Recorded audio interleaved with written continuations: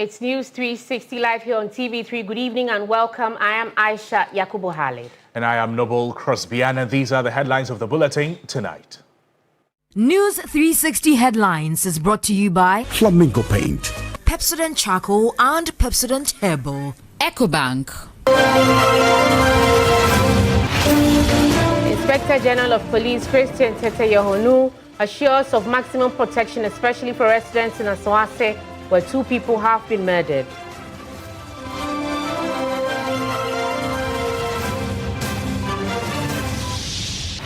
The bulletin tonight, tributes pour in for legendary Ghanaian musician Charles Kojofosu, known as Daddy Lumba, who died at the age of 60.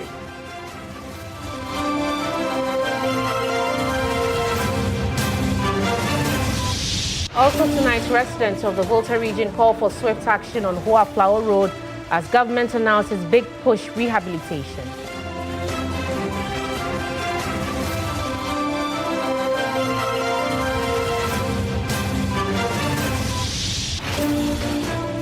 We'll bring you some international news today as Cameroon's Electoral Commission rejects candidacy of Maurice Kamto, the main rival to President Paul Biya in the upcoming presidential election.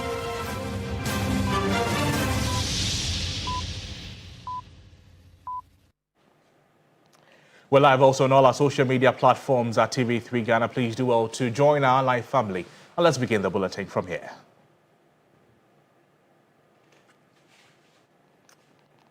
In the details this evening, the Inspector General of Police, Christian Tete Yohonu, has assured of maximum protection, especially for residents in Asawase, where 2 people have been murdered. This was after he led a team of senior police personnel to visit the area on Saturday.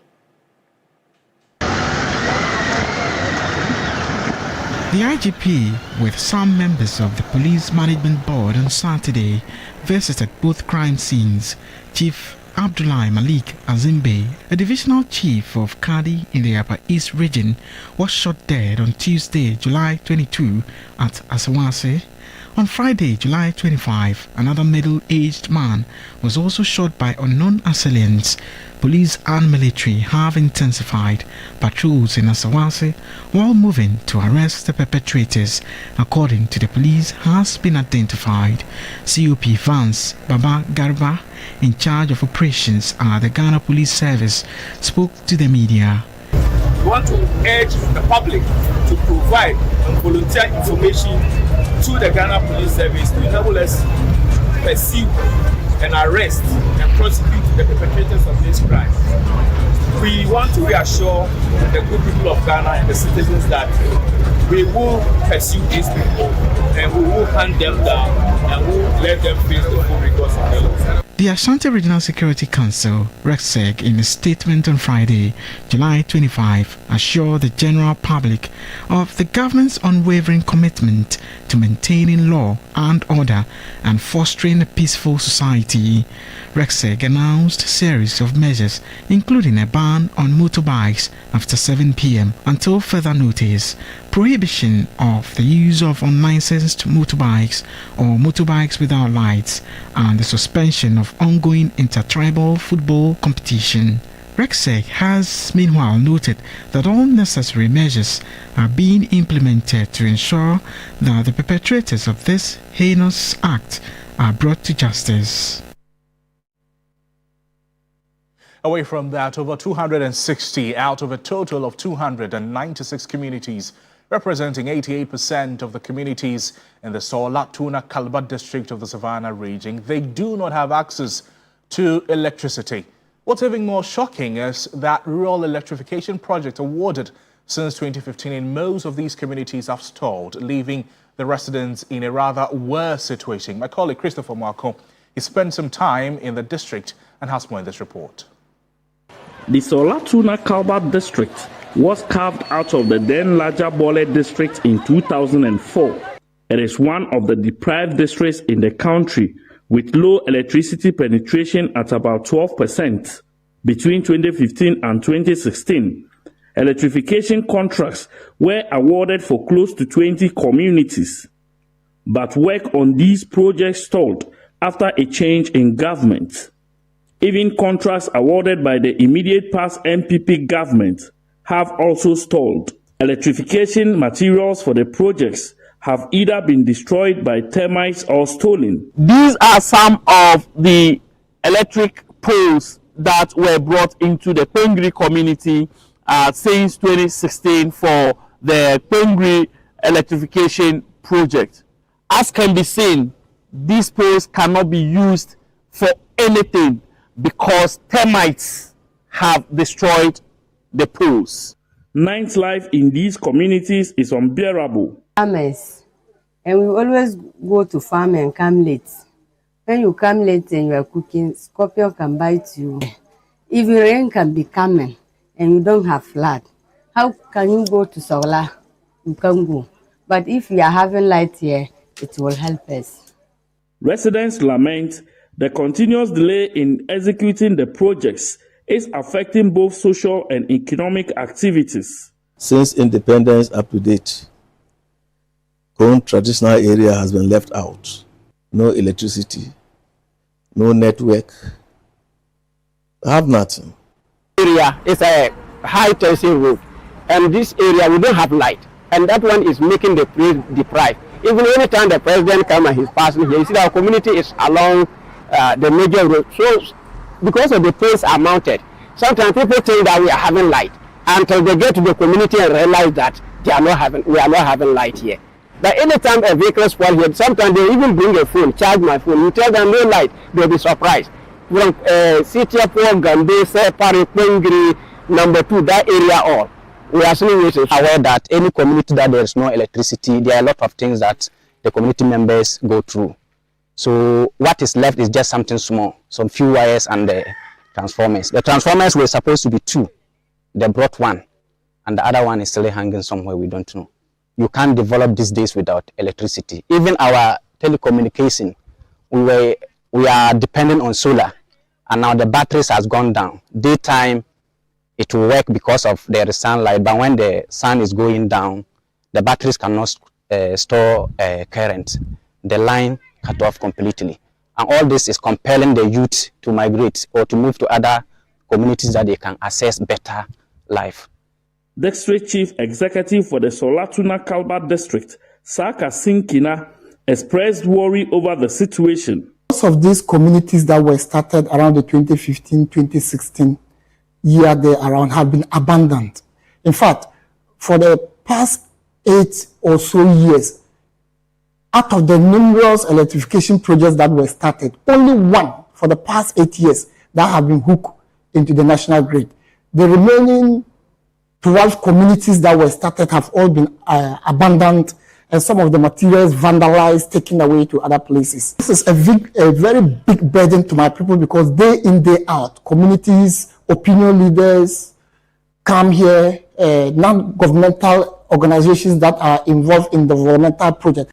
He assured that the Assembly would work closely with the Energy Ministry to ensure the situation is remedied.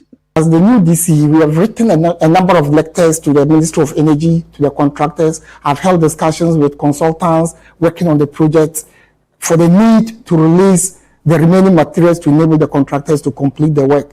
In actual fact, some of the communities just need only transformer to enable them get access to electricity, but these materials are not released. So we are making follow-up to the Ministry of Energy to release the materials for the completion of those electrification projects. Rural electrification is widely recognized as a fundamental necessity for social and economic development, particularly in developing countries. Sustainable Development Goal 7 aims to ensure access to affordable, reliable, sustainable, and modern energy for all. The government must ensure communities like those in the Solatuna Kalba district are connected to the national electricity grid for sustainable development. Christopher Mwako, TV3 News, Solatuna Kalba district. And now to the very sad news that has put the country in a state of mourning. Ghana is mourning a legend who gave Ghanaians and the world timeless music. High life icon Daddy Lumba passed away Saturday morning, July 26, leaving a nation in shock. A statement from his lawyers confirmed his death in the early hours of July 26.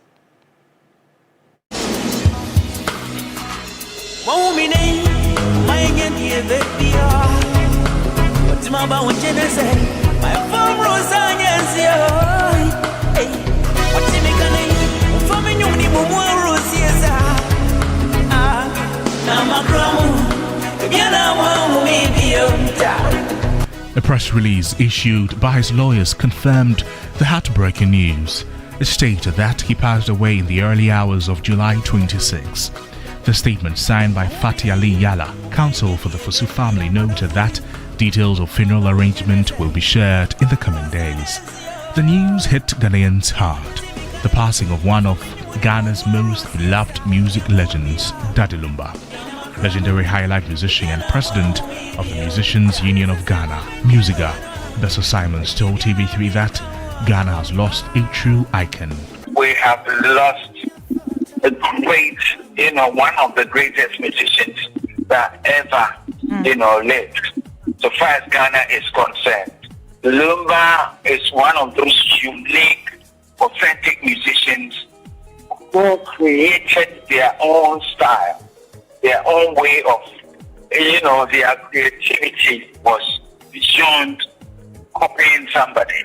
Right. And he came out at a time where high life was different. Burger high life was coming in, and he came with something different. He assured the public that Musiga will do its best to preserve his legacy. As we speak now, we are working on a music museum that we want to add a Hall of Fame to it. It's in the early stages, and we know that once we get that on the way, all the legends will be there. And so the young ones will come and meet it. Former Musiga president Bice Osekofo, popularly known as Obo, described the passing as unbearable. His songs are songs that people have lived with it. He has lifted people's spirits, and he has done this in a special way. I mean, there are hundreds of Lumba songs. Irrespective of whatever you are going through, there's a Lumba song that is for that particular situation. For Obo, Daddy Lumba's songs will live on for generations. Entertainment pundit Vida Aduchumwa Boateng believes Daddy Lumba deserves a state burial. And it's so sad that 60 for me is quite cut short and it's very sad. I mean, I feel with this, he deserves a state burial. Being one person that has, projected the Ghanaian culture through music, consistently using the Lakan language in his music, and it resonated with a lot of people. She also expressed concern about the lack of proper documentation of Ghana's music history. Now that he's no more, are the songs enough to, keep his memory alive with us? Because I've always asked that, do we have any documentation of his trajectory in the music industry? Is there any written document? Are there videos? Are there anything that we could, relate to now? Because it's very, very, very practical. It's very much needed this moment if we want to tell the high life story. Well, we're still staying a while longer on this very unfortunate development. He was known for his timeless melodies, his flair, and the unmistakable voice that defined highlife music. But legendary Daddy Lumba wasn't just a musician. He was a political voice, a cultural ambassador, and a unifier in Ghana's often divided public life. Tonight, we explore the political imprint of the man known as Charles Kwadwo Fosu.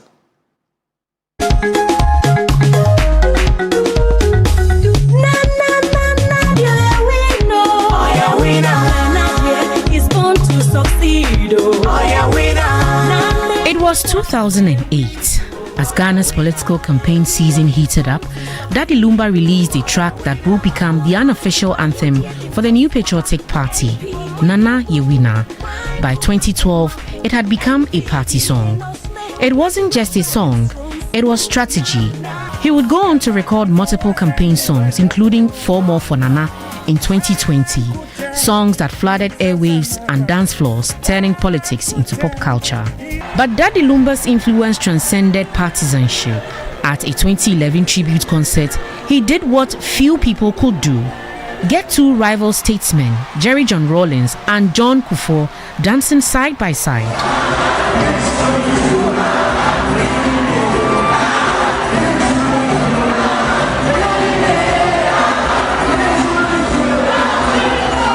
In his later years, Lumba moved into civic engagement. His radio station, DLFM, partnered with the Ghana Police Service to promote public service and national peace. He was also appointed a tourism ambassador in 2017, using his fame to spotlight Ghana on the global map. In a country where politics often divides, Daddy Lumba used music to connect. He may be gone, but his voice, both melodic and political, will echo for generations.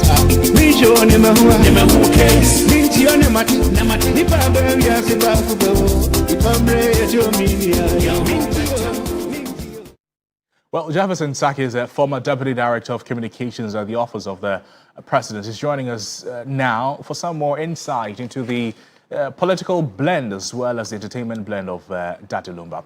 Jefferson, thank you for joining us. How has Daddy Lumba's legacy impacted the new patriotic party?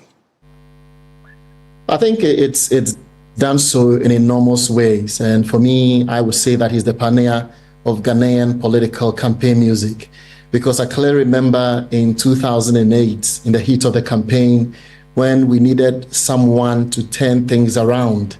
Because I was basically working as a strategist in the office of Nana Addo Dankwa Akufo-Addo, I was actually contacted to basically produce and direct that music, Nana Your Winner. And my first encounter with Daddy Lumba was one of a man that I realized his humility level was extremely so high. Everything that you tell him to do, he would do it, knowing very well that strategically it is something that is going to help a certain cause. And I remember on the first day on set, when he came to meet, the vixens who are going to dance and all that, everybody wanted, to take a picture of with Daddy Lumba. And I think that particular song, Nana Your Winner, of 2008 is something that really turned, Ghanaian, political campaign around, where today we have quite a number of musicians also joining in.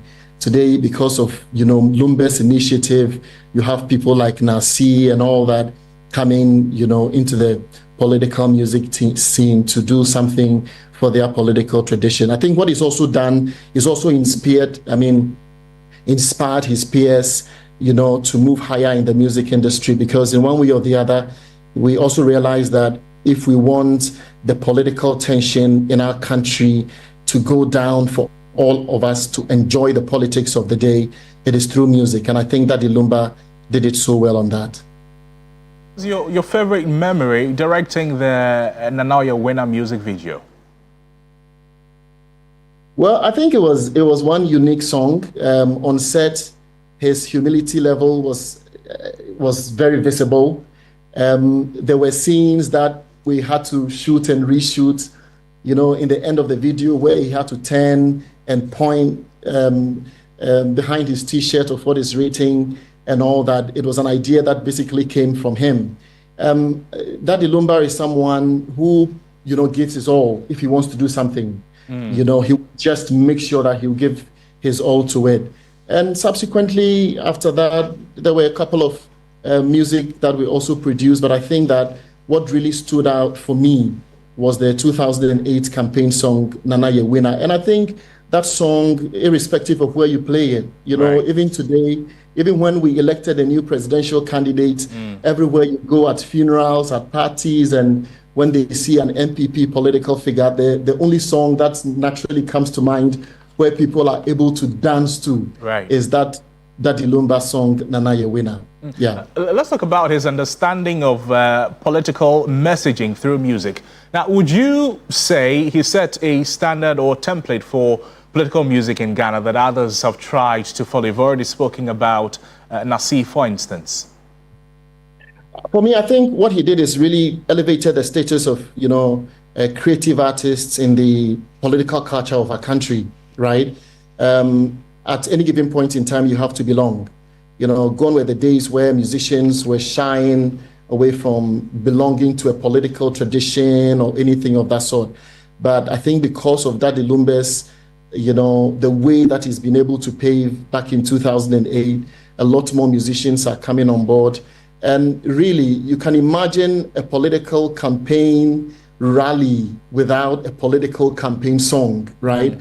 And so if for anything at all, I think Daddy Lumba has really, really redefined our political atmosphere and has given the opportunity to all musicians, irrespective of your level, irrespective of whichever political party you belong, to be much more comfortable in producing songs and lyrics for the people that you're comfortable with. Mind you, his influence is not only to the musicians, really. Right.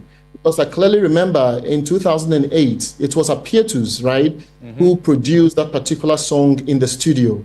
So when we listened to it and we realized how hit it was, I'm very sure that a lot more engineers, aside the musicians, are also coming out, creating more, musical styles and melodies to create that political platform and make things work. But I think that Daddy Lumba is really set the standard. And today, politics in Ghana, aside everything, we are able to create music out of it. We are able to dance out of it.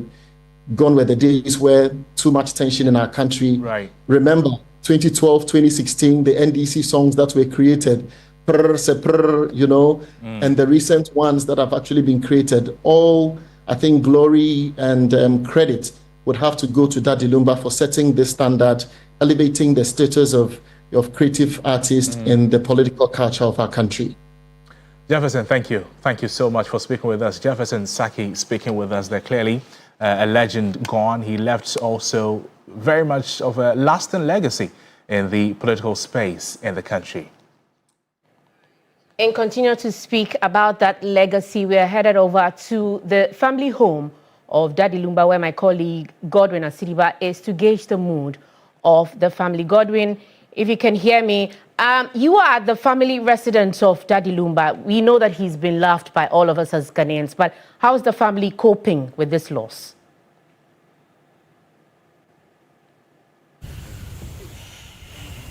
We're trying to connect with my colleague Godwin Asidiba there to tell us what is going on currently in the family house. That we bring you this special report from Legon in Accra. I am currently at the moment standing at the outside part of his house, and he's Ghana's beloved high life legend, Charles Kojofosu, who millions would refer to as Daddy Lumba. Earlier today, Saturday, July 26, 2025, the nation was shaken by the news of his passing at the age of 60 following a short illness at the Bank Hospital in Cantonment, Accra. We all know that Daddy Lumba was more than a musician. He was a cultural icon, a voice that defined generations, and a storyteller whose music captured the hearts, joy, struggles and dreams of many Ghanaians. And tonight we honor his extraordinary life and legacy, reflecting on his contributions to high life music and the Ghanaian culture as well. And like I indicated, we are here at his residence in East Legon, where there's a growing crowd. Earlier, that was what happened, from loved ones who had gathered here just to pay their respects. The atmosphere is heavy with grief, but also filled with love and admiration for a man whose music touched millions of lives. There are some personalities who have been here earlier. You can rightly see Kwame A+, who came to visit the family and also speak to the wife as well. There are quite some known faces as well around that I'm sure you can see on the screens, and all of these people were in the house. They spent close to 20 minutes speaking to the family, and we've tried to see if we can get to engage them to know how they feel. Daddy Lumba happens to be someone who has been an icon and also an example to a lot of musicians, especially the up and coming ones. Even those who are popular now, most of them tend to pay so much respect to him. So we had wanted to know what his legacy actually means to them. And now that this unfortunate incident has happened to a high life legend, what will they take from his work that he has done, just to pave the way for the other musicians who are up and coming, hoping that they will be able to be like him or even be greater than he is. But it's just rather unfortunate. You see them gather in numbers, talking just to know how they will be able to put things in place to ensure that they will be able to mourn him. Not just them, the family, the fans and friends as well. And that's just a rather unfortunate incident, that happened with its surrounding issues. And here, when you come at the entrance, it's just a moment of sadness and tears. I was engaging one of his tenants earlier who made mention of the fact that Daddy Lumba is indeed a good man, and she actually wished that God would have taken her life. Let's take a listen to what she said earlier. That is going to stay with you forever. Basically, his music, his songs, everybody loves Daddy Lumba. One thing that motivates me is Daddy Lumba's song. He loved me so much, deeply, and I even wish death should have taken my life instead of Daddy's life. You wish God would have taken your life instead of Lumba's? Yes. Then you should have so much love for him. Very. If you say his music inspires or motivates you, to what extent? What exactly? Everything. In terms of life, in terms of everything, I can't just name it. Everything. Godwin, rather sad scenes there from the home of Daddy Lumba, but have we heard anything yet from the family spokesperson when it comes to arrangements of the funeral yet? Ayisha, none of the family members would want to engage the media as of now. Like I rightly mentioned, they are still grappling to come to terms with the fact that this rather unfortunate incident has befallen them. And they have actually not also granted us access to his humble abode, but we are being told that his family, including the wife, is there with people who are beside her to try to console her, not to cry a lot. But I was standing outside whilst monitoring from the inside, and clearly you can tell that grief has swamped over the entire compound. You can equally see from outside here people, adorned in black, which signifies sadness or people who are in grief, and that's just the picture that is being painted here right in front of Daddy Lumba's residence here in East Legon. They have mentioned that they've communicated with their lawyer, and they will ensure that everything that will be communicated will be released to the public duly. But as of now, none of them would be willing to speak to us on camera. And just like I mentioned, I tried engaging Member of Parliament, popularly known as A+.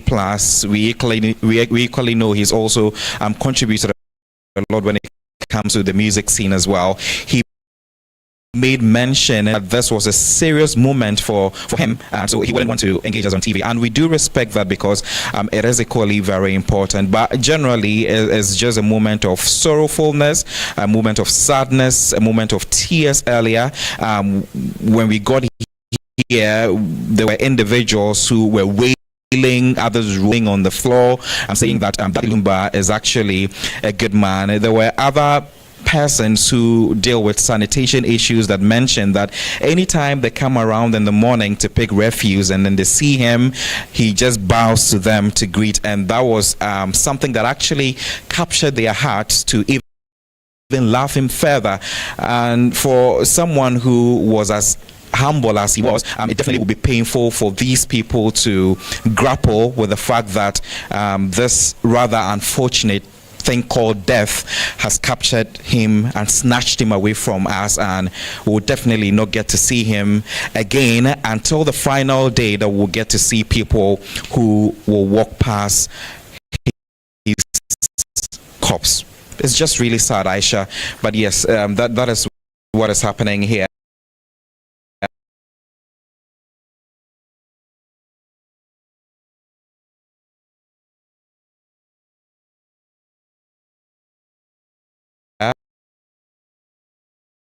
Just about 8 people that he's done in the past arrangements further to engage Ghanaians as to what their lay down protocols or arrangements will be as far as when it comes to funeral arrangements. But for now, as it stands, there's no information from any of the family members at all, and they wouldn't want to speak to the issue.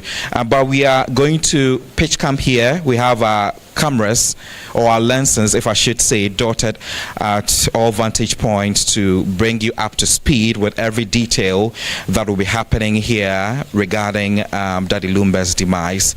It's just really a sad moment, Ayisha. Certainly, Godwin, and we know that you're going to bring us updates as and when you get them. We do respect the privacy of the family, and we're wishing them strength in this rather difficult time.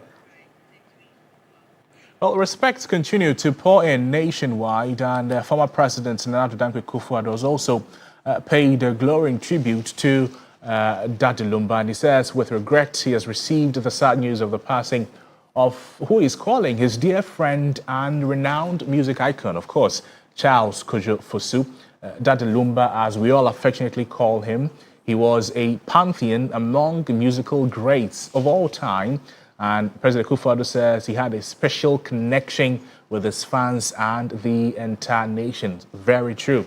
His hit-making songs will remain lasting contributions to his presidential journey and will forever be etched in the annals of political campaign of the New Patriotic Party. He will be sorely missed. May he peacefully rest in the bosom of the Almighty until the last day of the resurrection, when we shall all meet again. That's the tribute that former President Nana Akufo-Addo has paid to the late Daddy Lumba, who passed today at the age of 60. And of course, may his soul rest in peace. Certainly, the legend will live on. This is News 360. We are going for a short break. We return with much more stories. Stay with us.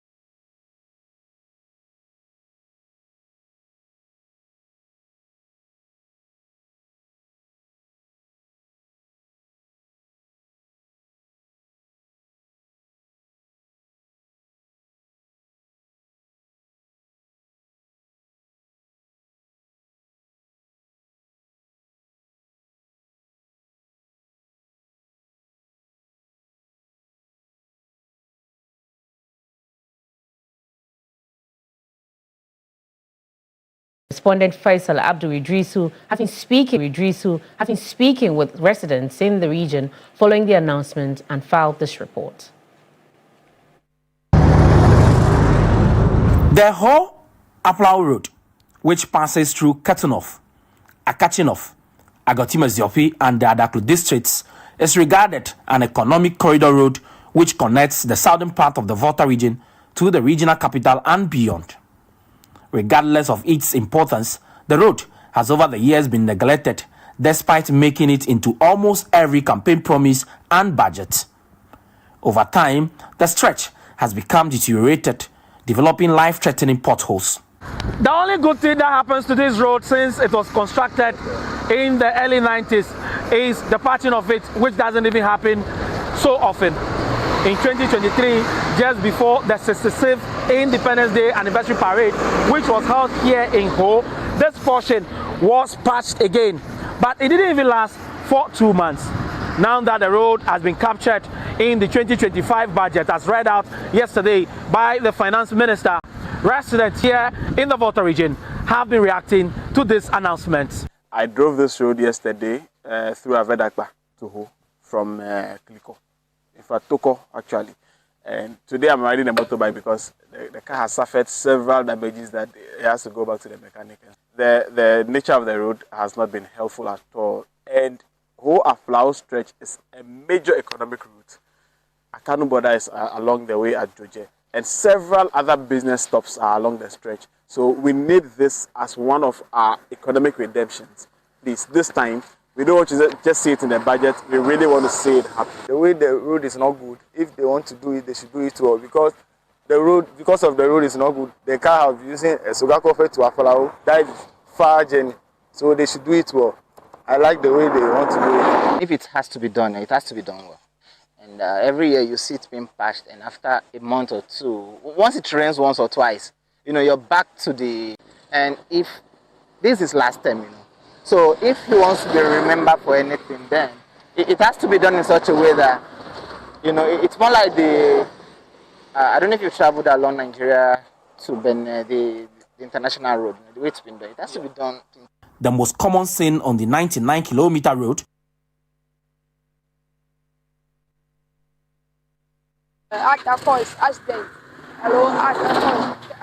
the potholes on the road can cause accidents and damages to the vehicle.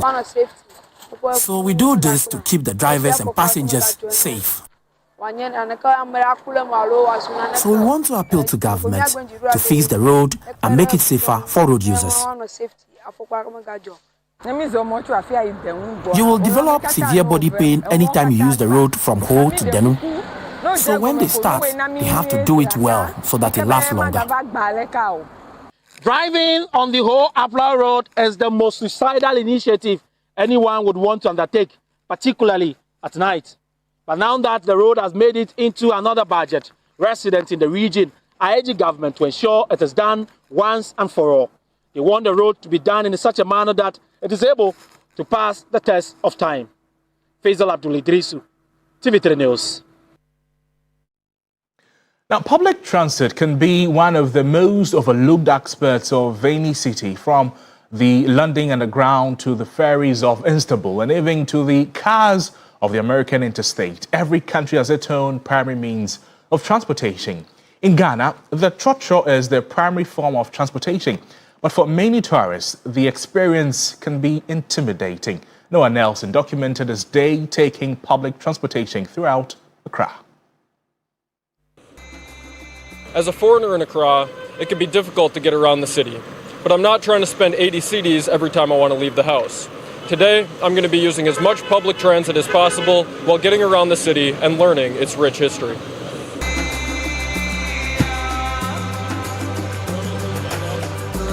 The smart transit buses are new to Ghana, and they're part of a wave of electric bus investments in the country.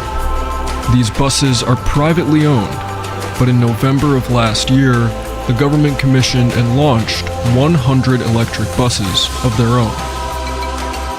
We took this bus for 4 kilometers to Makola Market, and it cost 4 cedis apiece. When you do have to transport, you're taking the trotro or are you taking both? I take normal trotro. Maybe if I'm going to church on Sunday, I'm going to Domekwabinya. It's 6 cedi. Why do you prefer trotro? It's faster and easier. What makes it easier? Wherever you want it, you can get. Our next stop was Kwame Nkrumah Memorial Park, and it was a short 1 kilometer walk away. Nkrumah was the most influential figure in Ghanaian history, and he was a key figure in building the first republic's transit system. However, after the coup of 1966, much of his would-be work was lost to history, and the budding public transit systems degraded over time. Today, his memorial museum is Ghana's most visited tourist site every year. As more tourists arrive in Ghana, it becomes even more important that they know how to find the attractions they came for, much of which can only be achieved by learning how to navigate like a local.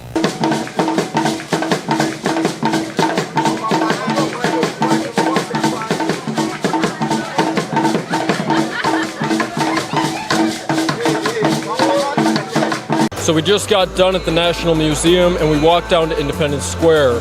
Thankfully, it was close enough that we didn't have to take any public transit.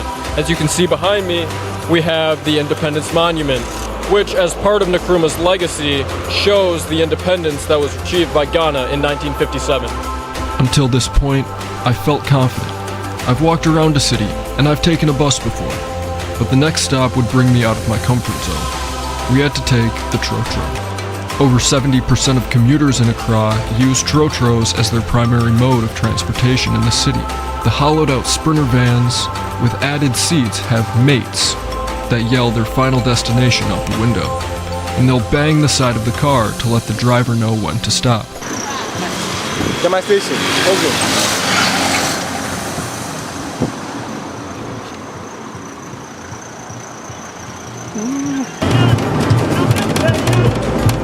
But there's order within the chaos once you understand the system.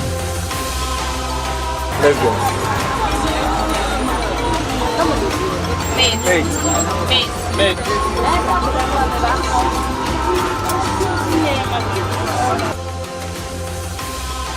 We just got the Trotro from Independence Square down to the station, and we are surrounded by dozens of Trotros at this point, all of them yelling for different locations. We're trying to find the one that's going to Jamestown so we can go and see James Fort and the lighthouse.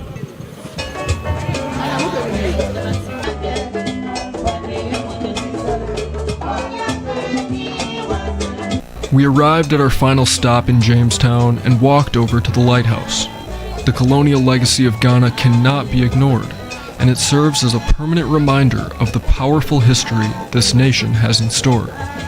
Today, we took our learning beyond how to navigate the city as we explored Ghana's past, present, and future through the lens of public transit, and it only cost 11 cedis to do so. It's been a long day here in Accra, but after traveling on many different public transit services, I feel very confident in my ability to get around the city. After taking a bus to Makola Market, we walked down to Kwame Nkrumah's Memorial Museum, then we went to Independence Square, and finally we took multiple Trotros to get here to Jamestown. Noah Nelson reporting for TV3, Jamestown, Accra.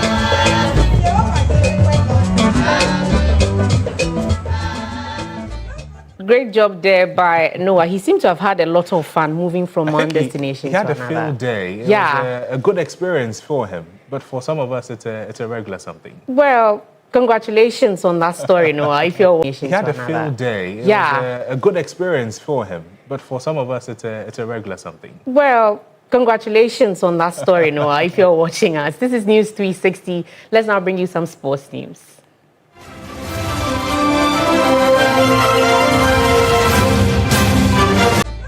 Great job, Dave.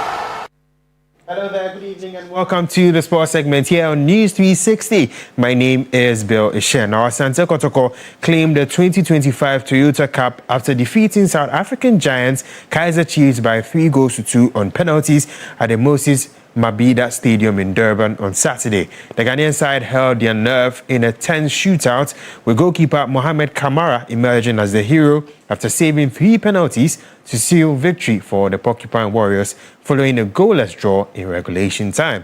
Asante Kotoko converted 3 of their attempts to emerge 3-2 winners and lift the Toyota Cup. And the win serves as a major confidence boost for the club ahead of the new Ghana Premier League season and highlights their growing strength ahead of their CAF Confederations Cup campaign.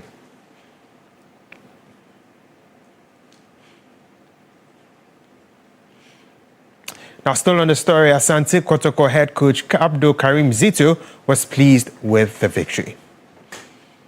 Satisfied of the way my possible, but tactically, also I'm also satisfied because I know for sure you have been through the process before me, and with the new players, definitely I will not get what I wanted, but at least I assigned them certain responsibilities, and I was looking at it for them to do it, and I know at the end of the day we might win by 1 or it goes to draw. That was my thinking, because when you watch, we didn't attack too much, but defensively we were ready for you. Moving on, Arsenal have completed the signing of Sweden striker Victor Gyökeres from Portuguese club Sporting for 73 million euros. The 27-year-old has signed a 5-year deal with the Gunners after the move was held up because of negotiations between the clubs over add-on payments. The final sum is made up of a 63 million euro transfer fee plus 10 million euros in add-ons. The move takes Arsenal's spending up to £204 million following the arrivals of Martin Zubimendi, Kepa Arrizabalaga, Christian Norgard, Noni Madueke and Christian Mosquera.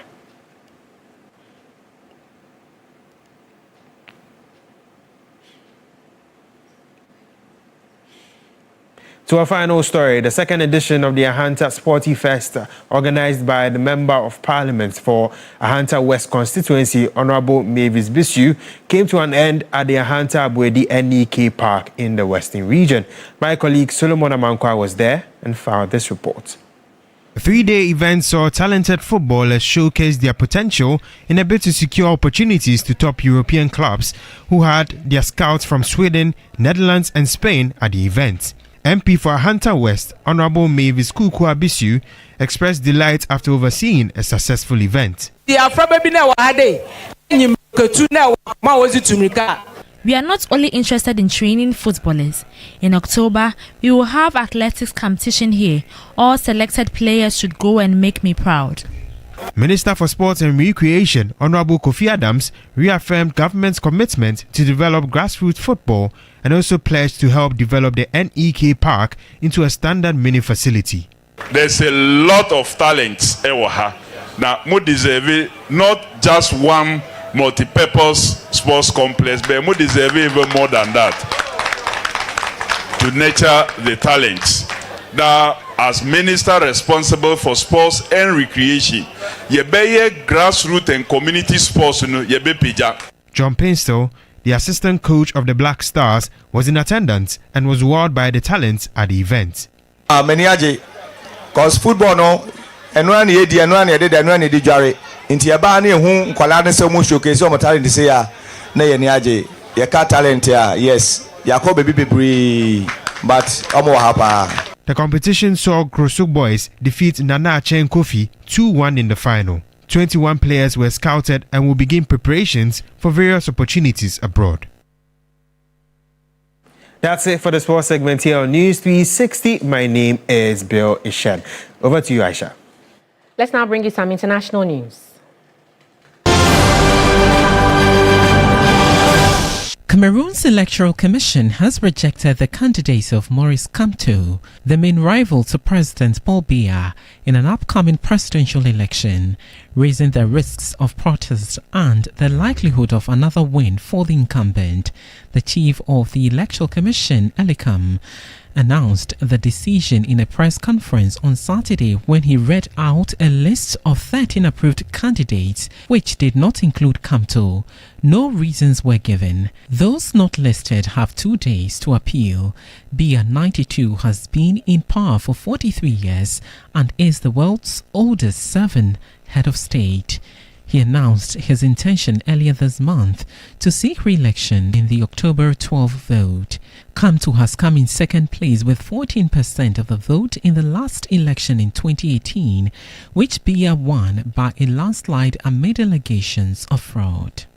U.S. President Donald Trump has said that the leaders of Cambodia and Thailand have agreed to meet to quickly work out a ceasefire as he sought to broker peace after 3 days of fighting along their border.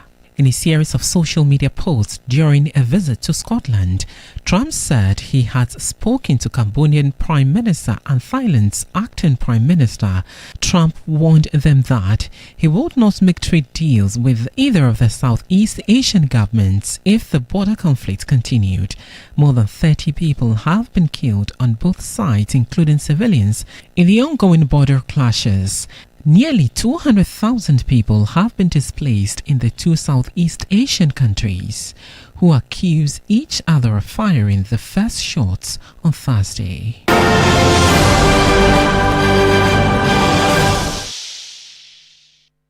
That's all for News 360 this evening. Remember, there's more news on 3news.com. Thank you very much for joining us.